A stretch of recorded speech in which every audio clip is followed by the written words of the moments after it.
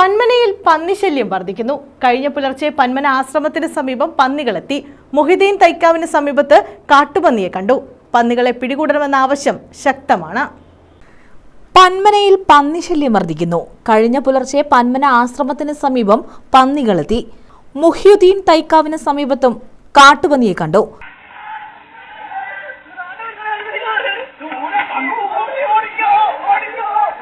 സമീപങ്ങളിലെ കാടുകൾ കേന്ദ്രീകരിച്ചാണ് പന്നികൾ ഉള്ളതെന്ന് നാട്ടുകാർ പറയുന്നു.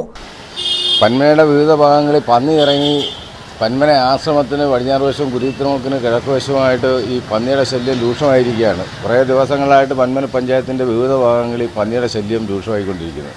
രാത്രിയാണെങ്കിൽ കൊച്ചുങ്ങൾക്കോ മുതിർന്നവർക്കോ ഒന്നും റോഡിൽ കൂടെ സഞ്ചരിക്കാൻ പറ്റാത്ത ഒരു സാഹചര്യമാണ് ഇപ്പം നേരിട്ടുകൊണ്ടിരിക്കുന്നത്. മുമ്പ് നമ്മൾ പല പ്രാവശ്യവും കേട്ടിട്ടുണ്ട് പന്നി ഇറങ്ങി കുട്ടികളെയൊക്കെ ആക്രമിക്കുകയും കൊല്ലുകയും അതുപോലെ തന്നെ മുതിർന്നവരെയൊക്കെ ഉപദ്രവിക്കുകയൊക്കെ ചെയ്യുന്നത് നമ്മൾ കണ്ടിട്ടുണ്ട്.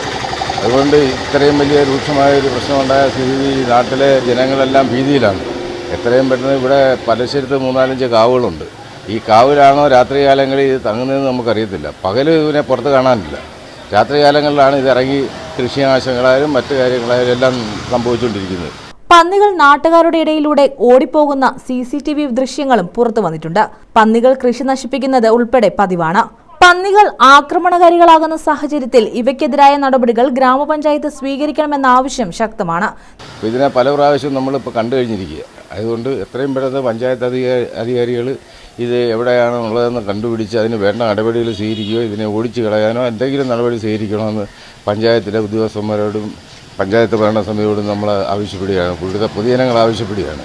നേരത്തെയും പന്മനയുടെ വിവിധ പ്രദേശങ്ങളിൽ കാട്ടുപന്നി ശല്യമുണ്ടായിട്ടുണ്ട്. കൃഷിനാശത്തിനൊപ്പം മനുഷ്യർക്കു നേരെയും പന്നികളുടെ ശല്യം ഉണ്ടാകാനുള്ള സാധ്യത ഏറെയാണ്. ഈ സാഹചര്യത്തിൽ പന്നികളെ പിടികൂടണമെന്ന ആവശ്യവും ശക്തമാകുന്നുണ്ട്.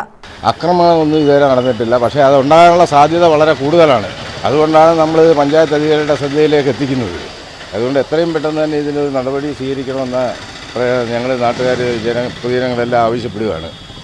News bureau, Chavara.